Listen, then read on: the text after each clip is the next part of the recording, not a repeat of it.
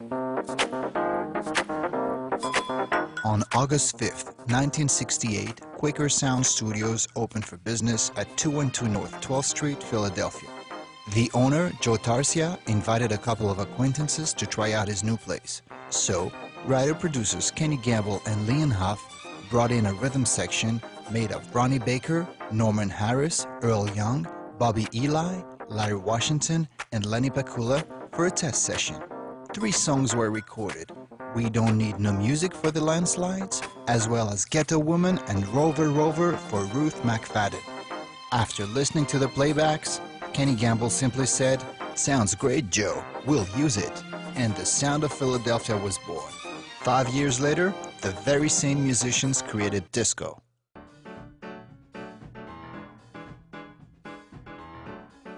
My background is electronics, and one day somebody asked me to fix a tape recorder, and the tape recorder was in a recording studio, and I said yes, fix the tape recorder, and I never left. And from there I started to work for various studios fixing their equipment, and got the urge to get not only fix it but to use it, and began to find my way in mixing and recording sound. At Sigma, we were always looking for the better mousetrap. I would get microphones on trial and so forth.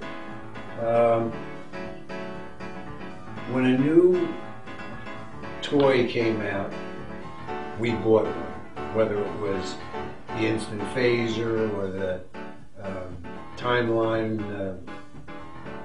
I even forget the name of the equipment.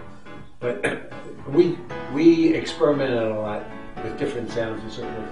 But basically, a good recording is capturing what's out there. And if we did anything spectacular, we tried it in the mix, because that was a place where you could try and undo, while if we tried to make the initial recording as pure as possible, so that the coloration, if we wanted it, was added later. When we come in, it's like going to work.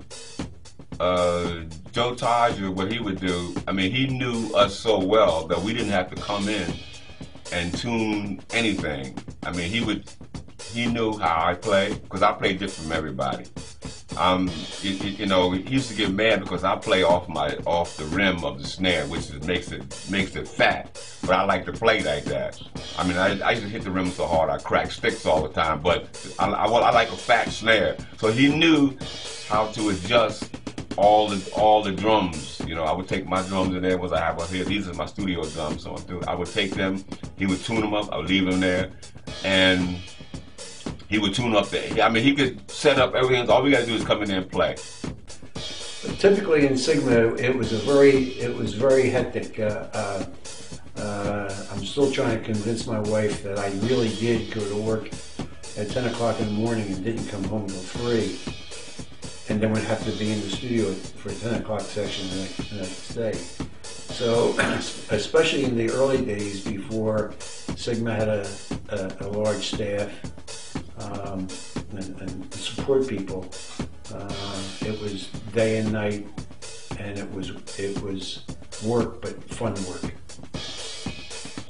Well, the best way I can describe it is, I've been in enough sessions at Sigma, and I don't know anybody else who's heard more tapes than I have from Sigma. I'm going back from '68 on, from when Sigma first started. The difference between like Motown, it's like very tight, very precise, and it's like, there's no room for musicians being a musician. In other words, it's like everything is strict and tight, like a Tommy Bell session would be. And the Philadelphia sessions are loose. And what happens is they run it down, and everyone's playing, and all of a sudden it starts to lock. And then Earl or somebody will say, okay, I think we should, let's take one. And then they do a few takes, and you can hear how this thing, it's like a living thing that's constantly moving and twisting. It's something you feel.